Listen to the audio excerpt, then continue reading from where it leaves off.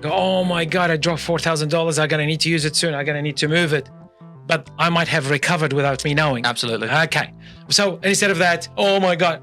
So always, oh my God, let's call Liam. Absolutely. Pick up the phone and you give me a call. Got it. All right. The lag. I love it. What's the other one? The next one is the day trader. Oh yeah, I think I know where you're going. Well, hello. Mr. Liam, how are you? I'm good, mate. Yourself? Yeah, very good. I don't know if people remember me. I've been on a few podcasts, but I'm Ali, level 5 financial advisor, and I work at wealthhq. And I've got Liam here. He's a level 5 financial advisor specialized in KiwiSaver. So we thought, let's talk about KiwiSaver. And Liam, do you like chocolate? I love chocolate, man. Oh, mate, I got just one of the best, and I've got 3 chocolates here. So we'll leave it here, and we'll come into this at the end to talk about this chocolate and how we link it to KiwiSaver. Can't wait. All right, Liam. Hey, let's talk a little bit of your background, my man. Obviously, you recently joined our company. Thank you. Welcome. Thank you. We're very happy to have you. And just give us a little bit about your background, just a little bit. Yeah, so I don't know if you can tell by the accent. Originally from the motherland of England. Moved to New Zealand when I was about 7, went to school down in Palmerston North, moved up to Auckland a couple of years ago with my fiance, had a bit of a mixed background professionally, a bit of government work, kind of found myself in the financial services within the last year, but loving helping clients every single day, especially the KiwiSaver side of things. Investments is my jam. I love numbers. I'm a bit of a dweeb like that. That's why I studied at university as well. So that's where you don't see many people says I love numbers. My fiance says I'm really, really good at maths. I think I'm okay at maths if it's in a financial sense. Yeah. If it's money related. Exactly. If there's a dollar sign at the start, I'm fine. If you put letters like algebra, then it's a different story. Oh wow. Whoever's listening, Liam can be your best friend now. I'll try. I can try. Yeah. Awesome, mate. Obviously, you did say I remember when I first met you, you said, my problem is every time I go to a barbecue, I end up talking about KiwiSaver. Yeah. I'm so passionate. Yeah, that's the one. Yeah, tell us a little bit more about that. I can't help it. I'm just really curious where people have their KiwiSaver funds and how and why. For example, the biggest one is, it's with the main bank. Why? Yeah. Majority of people believe. Can I guess? What's the answer? I'll give you 2 guesses. I would love to see my KiwiSaver with my accounts in one place. That's one of them. Yeah. And then the other one is work set it up. Oh, yeah. When I turned 18 I started working at McDonald's, they set me up at whatever bank it was, and then they never changed it since. Yeah. Hey, look, and we're not saying banks are bad or good, because, hey, look, Liam can, when we do engage someone, I'm very sure I've seen your advice. You do a full analysis to the whole market to find a better place, because we analyze advisors. So, and I keep saying, we're not bashing the banks, because some of these funds are actually quite good coming from the banks. But what we're saying is, just because you're with the bank, that doesn't mean you're at the best place. No. Because it's all about the strategy. What is your strategy with your KiwiSaver? What do you try to achieve? What is the timeline to use the KiwiSaver? All these questions. It's never about the provider. In my limited experience, I'm not a KiwiSaver, but correct me if I'm wrong. Each and every provider, they have some good points, but what changes is actually our circumstances. Absolutely. Does it fit with this good point, or you need to find a different good point? Is that about right? That's perfect. There's a provider for everyone based on their situation and their preferences. It's just kind of marrying the two up together. And that's what I do for a living. Oh, okay. So you like marrying people and KiwiSaver funds? That's the one. Mate, we should start an app for that. Maybe it'd be like Tinder. You can swipe left or right. Yeah. We call it the Liam. There we go. The Liam. Awesome, my man. All right. Oh, hey, look, I would like to ask you a few questions about KiwiSaver. So what is KiwiSaver? And I understand some people probably listening to it, it's like, oh, for God's sake. But let's just bring it back. So what is KiwiSaver? So KiwiSaver is essentially, it's a fund backed by the government for 2 main purposes. First-time purchase and retirement. Awesome. Okay, it's derived from your salary. So you make contributions from your salary, and your employer matches that up to a maximum of, not maximum, but 3%. If you're lucky, you might get an employer that goes above that, but at a minimum, it'll be 3%. The government also does their own contributions. So if you could contribute $1,042 a year, they'll contribute $521. Awesome. So that's just free money from the government. Free money from the government and 3% from Oh my your God, employer hold on a as well. second. Let's just wait. When it's ever the government gives you free money. So that's a free money from the government. If you put in your 1,042, they'll match 50 cents for each dollar. So and that's every year. A free money from the government. Okay. And that's what we keep saying, because it doesn't have, like, if you're self-employed, you can actually contribute yourself and still get the free money, right? Absolutely. Absolutely. And you can do it, you know, I off the top of my head can't remember the maths, but if you want to do it in a case of $100 a month, you can. You can do it $1,000.42 2 weeks before the cutoff. Yeah. Up to you. Whatever works for you if you're self-employed. So my understanding, it was set just to help Kiwis to have enough funds when they retire. Absolutely. All right. So obviously that is the bigger goal, and then basically the government recognized how hard it is to purchase your first property, so they give you this kind of window, like you can use that. Absolutely. Right? Yeah.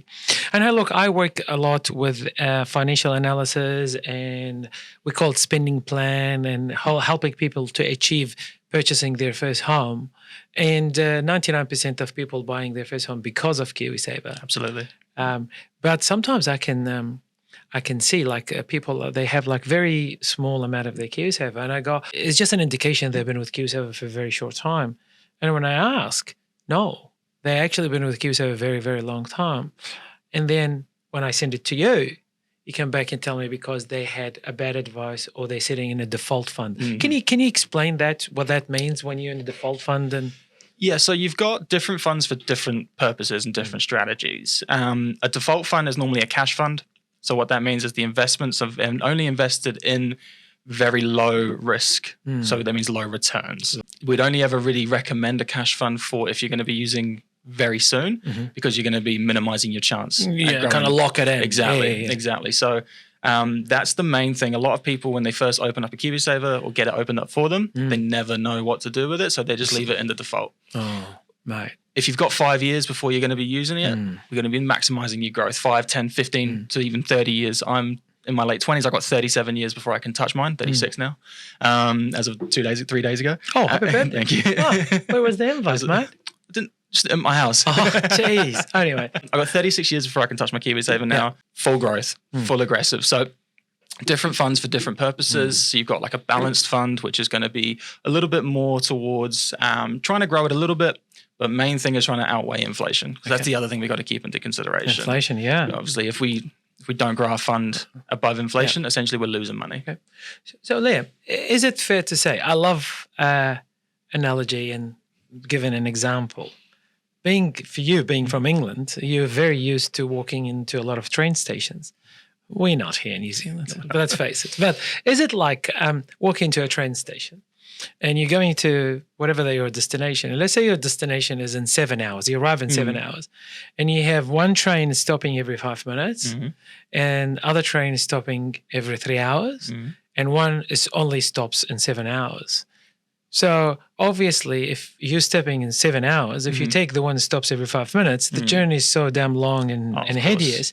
So if you had a meeting, probably will miss it, right? Absolutely. And this is the retirement meeting, and this is the people who put their money in a cash fund or conservative fund while they have 10, 15 years. Is that the right analogy? That's pretty much like the most awful train stopping every 5 minutes? Absolutely. Cool.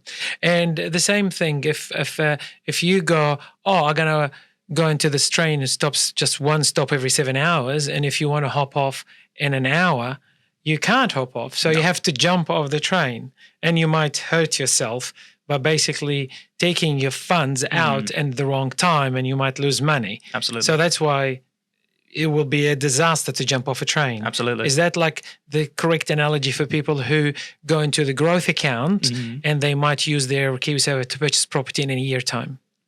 Yeah, I'd say so for sure. So the way that we would like to look at it is, if you know that your time to purchase isn't going to be in that 7 hours, but maybe it's going to be in an hour. Yeah.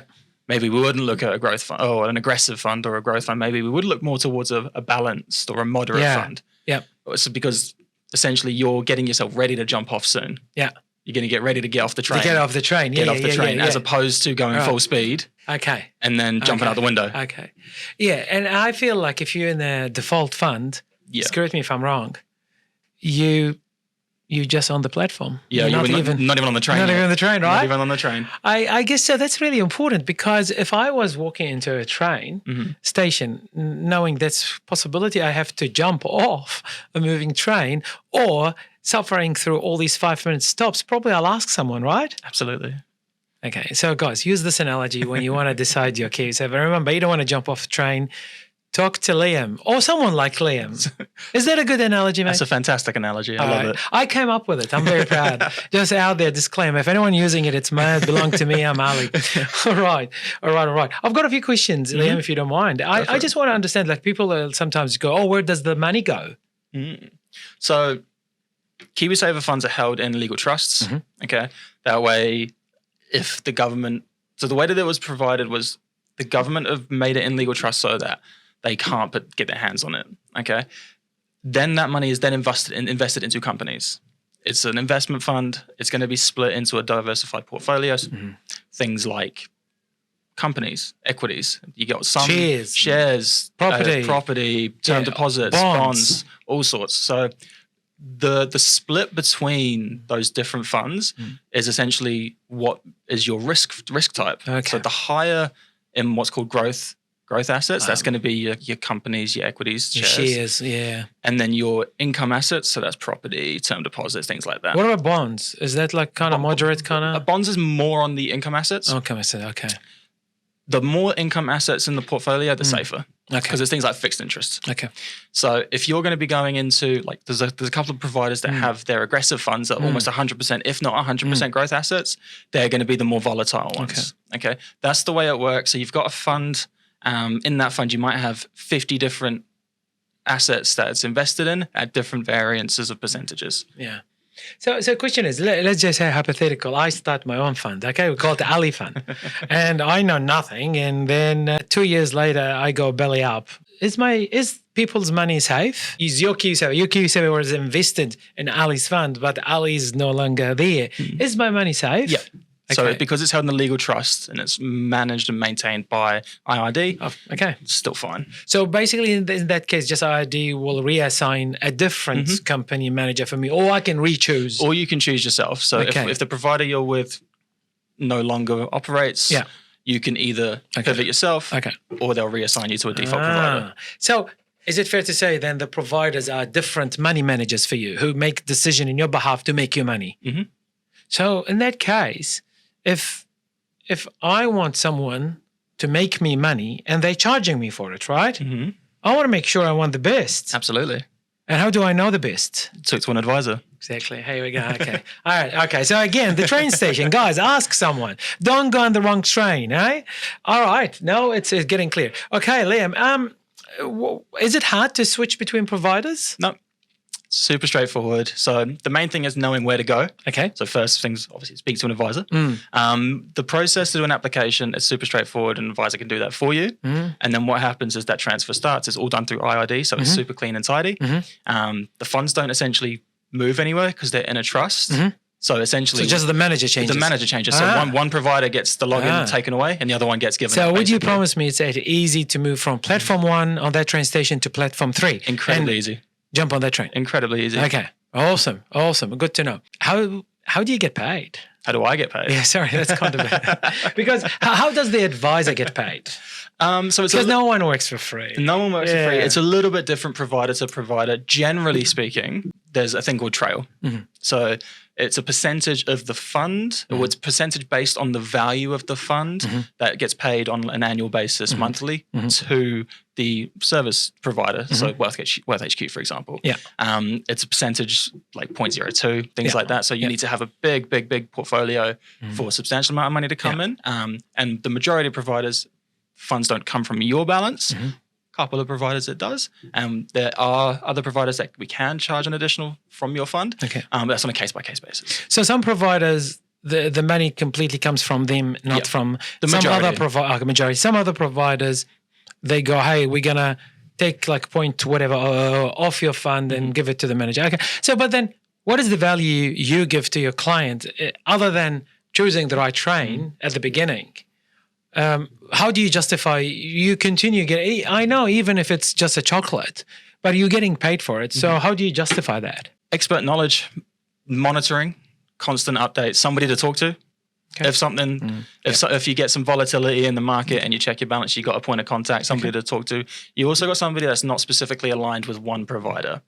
So if something's quite not there, if something's going wrong at one provider, you've got somebody in the middle to talk to. We can pivot. So in a way, like that, the insurance policy they have, that is, they know for a fact they're always with the right provider. Because I imagine if I put my money in with this provider and this provider somehow lost the plot, they're not going to give me a call, say, hey, Ali, mate, we lost the plot. Exactly. You want to shop around? No. But in your case, when you manage someone, if that happens, you pick up the phone and say, dude, like, we need to look at this. Let's take some action. Okay. So you make sure you always review your client's situation, because I get it. So basically that percentage you receive them at, you will continue give your client a continuous advice in ever-changing environment, which is two ends. One end, their circumstances, another end is the provider and how they perform. Absolutely. Does that about right? That's perfect. And that mostly doesn't come from majority doesn't. And if it does come from them, so what is it? Like it's a maximum of $200 a year? Oh, depends on the value of the fund, but it's 0.03% of the fund. So I mean, like, it's a good value. It's good. Yeah. It's good, but it's worth it to have somebody on your side. All right. Awesome. All right, my man. Now, is the minimum contribution enough? Is it 3% is enough? It's a good question. Yeah. That's a great question. In my opinion, I always advise as much as possible. Okay. So for a client, if I'm sat with a client and they ask how much to contribute, as much as you can without sacrificing paying your bills. Okay, yeah, fair enough. That's the way that I like to advise it. But I mean, is that when you kind of form an investment strategy and what they want to achieve and how they want to achieve it, how long? Yeah, exactly. So probably I've asked you an unfair question, but is the right question is, do you work with your client to figure out how much they should contribute based on the plan they have? Yep. So I like to reverse engineer it. Okay. So if we have a sit down and say you want to have 500,000 at 65, and you say, let's say you've got 30 years to go, you've got 50 grand in there, we can work that out. Okay. And then work out what that average income or that average contribution is based on your current situation. Awesome. And then if there's a shortfall, how we need to supplement that with voluntary contributions. Awesome, mate. All that for almost free service. Almost. That's bloody awesome. Oops, did I say that B word? Sorry, cut it, guys. That's very good. All right, guys. Now, we're coming to the chocolate. I'm going to ask you, I want the good and the bad and the ugly about KiwiSaver in general, or people make mistakes, whatever you see in your industry. And every time you answer me something, you'll get one chocolate. Because a lot of people just try to talk about the good. Never mention the bad and the ugly. And I bet you if anyone listening here, they want to know the bad and the ugly. So I thought I'll give you some chocolate. I knew you love chocolate. So those are the chocolate for the good and the bad and ugly. All right, Liam, tell me that. What's the good, what's the bad, what's the ugly? So the way that I like to look at it is we kind of got three key risk elements here when it comes to your KiwiSaver. So first one is lag. Okay. What that means is what you see in your app. If you were to log into your app with any provider for your KiwiSaver today, it's not going to be today's balance. There's a little bit of a delay. It takes a couple of days to come through. If you see a down, you might have a gut reaction to maybe make some changes. But that has already fixed itself. It's already fixed itself. The time's already gone by. Okay. So you're potentially not acting off of the most correct information on that day. Okay. So seeing a little bit of a lag and a delay, might be 3-4 days. Yeah. You might make it an action to maybe change your fund or change provider, things like that, when it's already might have come right. Oh, so nice. Keeping in mind that you're going to be a few days behind. Okay. Making actions based on But that's hard. So how do I navigate this? You let the advisor do it for you. So if I have an advisor, he can tell me what's going on. Absolutely. Okay. So what I gather from that, if I open my KiwiSaver and go, oh my God, I dropped $4,000. I'm going to need to use it soon. I'm going to need to move it. But I might have recovered without me knowing. Absolutely. Okay. So instead of that, oh my God. So always, oh my God, let's call Liam. Absolutely. Pick up the phone and you give me a call. Got it. All right. The lag. I love it. What's the other one? The next one is the day trader. Oh yeah, I think I know where you're going. So you've got a few providers that are now coming out with new schemes where you can manage it yourself at a pretty in-depth level. That's not for everyone. Okay. Okay. Fair enough.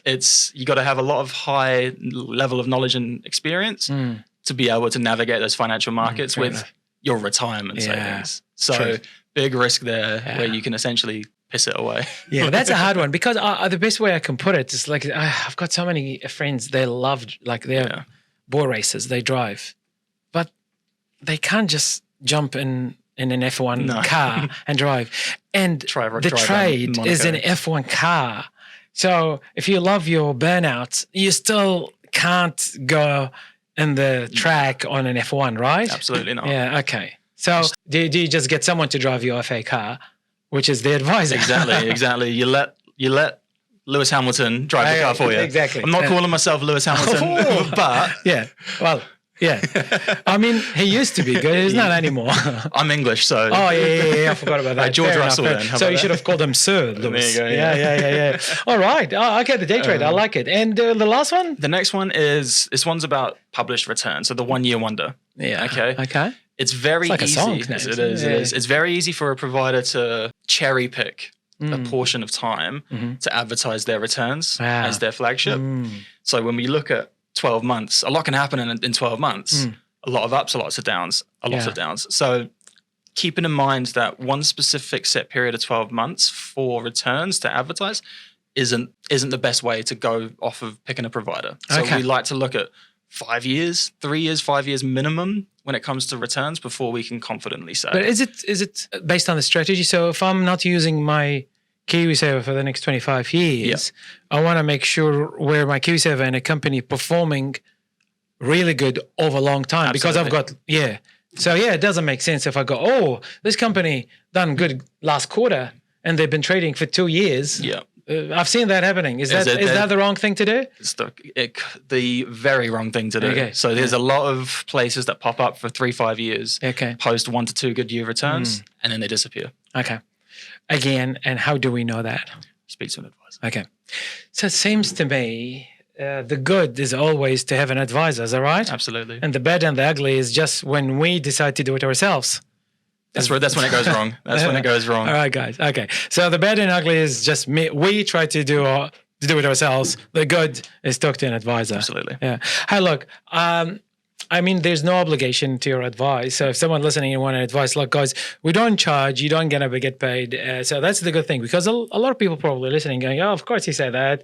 You want people to come in. But when you're not charging them, they can come and have a look, no obligation. And if they see what they like, probably you will help a lot of people. Yeah, because back in the day, I feel like with financial services, you can say to people, if they ask you what you do for work, you can say, I save lives and make dreams come true. You can actually I can, but it's a bit of a stretch. We do a lot of insurance and we save lives with that. All right? Yeah.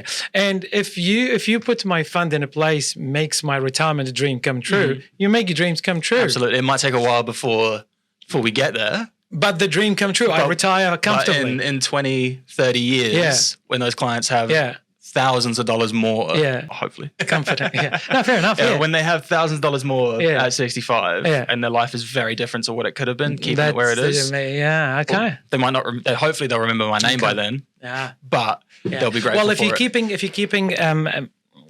they're your client and you meet them every year, definitely they remember your name. In that case, because I know for a fact you're a level 5 insurance, so you do save life when you put the correct insurance for the correct reason. Yep. And now you've just told me you make people's dreams come true. So I can fair say from now on, if someone asks me, oh, who's this dude? And I say, oh, this guy who saves lives and makes dreams come true. That's the one. Let's leave it at that and give you a chocolates, my man. Thank you very much for today.